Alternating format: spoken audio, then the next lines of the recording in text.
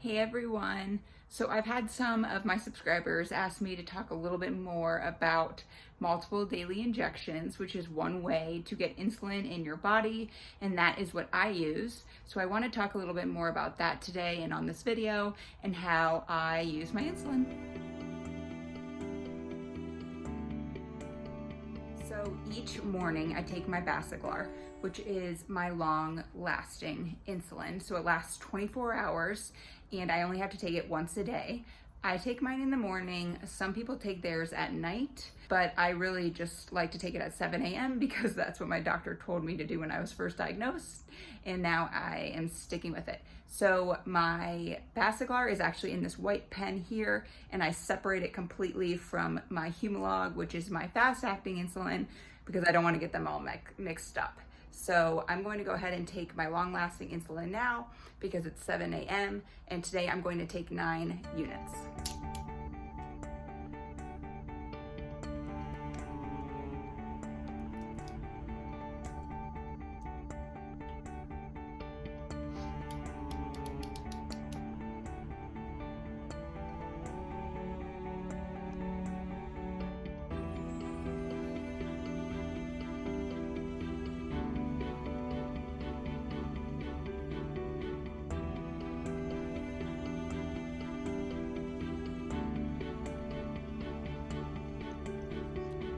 There it is, my 9 units of insulin. Good morning, everyone. So you already know I already took my Basaglar, which is my long-lasting insulin for the day, but now I am getting ready to eat my breakfast, and so I need to take my Humalog insulin. So once again, multiple daily injections, so I will be using my pen, but this time I'm using my fast-acting insulin. So it's a different color pen. As you can see, it's blue. My other one was like a grayish white color. And like I mentioned, I keep them totally separate because I don't want to accidentally use one versus the other. So I actually, don't make fun of me, but I keep it in like a little snack bag, Ziploc bag with some needles in it. And I just carry it around with me all day long. But I'm going to be eating my breakfast here in about 15 minutes. So what I typically do in the morning is I take my insulin, I wait 15 minutes, and then I eat my breakfast. I typically eat the same breakfast every morning. Honestly, since I've been diagnosed, it's been a yogurt bowl with fruit and peanut butter. Sometimes, I throw in granola. I haven't been eating it with granola lately because I've been following a no tree nut food diet, and I am now going to try actually doing no dairy for a little bit. I'm actually going to be doing a little bit different of a breakfast bowl today. I'm going to be doing gluten-free oats with some fruit and peanut butter and some cinnamon. So that's what I'm going to do today for breakfast. I already counted my carbs, so I'm going to be taking 3 units of my Humalog insulin, and all I have to do is put it in, my arm, my stomach, or my thighs. I will be using my arms today because they're bare and ready to be used.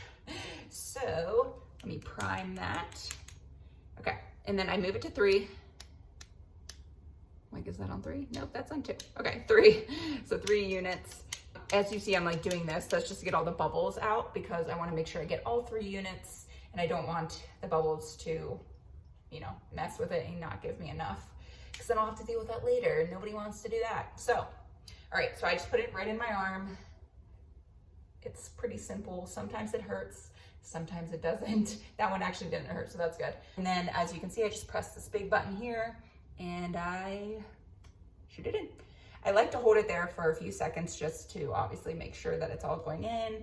I press the thing at the top a little bit just to make sure all the juices are flowing. And then I actually hold right where I inserted for a little bit too, just to get it moving inside the body. And that's it. So right now it's 7:35. I wait 15 minutes. So I'll be able to eat at 7:50 a.m. That's it. And then I put it back in my bag. And then the next time I will use this will be for whatever I eat for lunch. So to give you an idea, I take my Basaglar once a day, which is the gray pen. And then for the blue pen that I am holding here, I take around 3 times a day right before I eat. I will also use this pen for corrections. If I need to do a insulin correction, you know, if my blood sugars are high, I'll use this as well to give a little bit of insulin. The other cool thing with this pen is it's a junior pen. So technically it's for kids. And I am on it because I still am not taking a ton of insulin. And so it's really, really nice for corrections because I can just give myself half of a unit, and that will usually, you know, help kick in the insulin and start bringing my blood sugars down. So that's really nice too. So if you're on pens and you're not on the junior pen, I mean, it's a good thing, you know, you could talk to your doctor about it and just see if maybe that would be a good solution. But that's it. It's as simple as that. Yum. Can't wait to eat it. So I think you guys get the gist of how MDI works. If you have more questions, comment below and let me know what they are so I can talk about them specifically. One thing though to mention about MDI is insulin is in your system a little bit differently than it would be on a pump. So when I take my Humalog before a meal, that Humalog will actually stay in my system for about 4 to 5 hours. And that's really, really important to keep in mind because 2 hours from now, when the food starts to hit me, if it starts to go up really high, I need to remember that I took insulin 2 hours ago.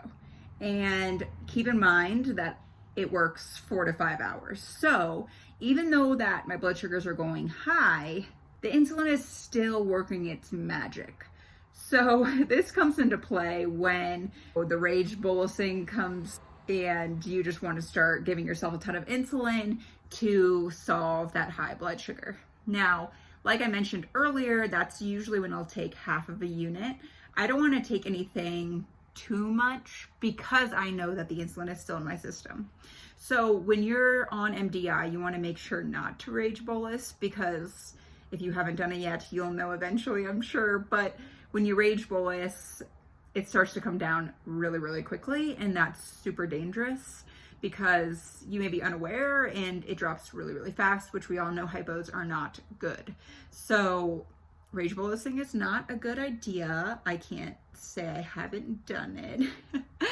But that's the only thing about MDI that's a little bit different than some other pumps is I still have a lot of insulin on board. It lasts a really long time.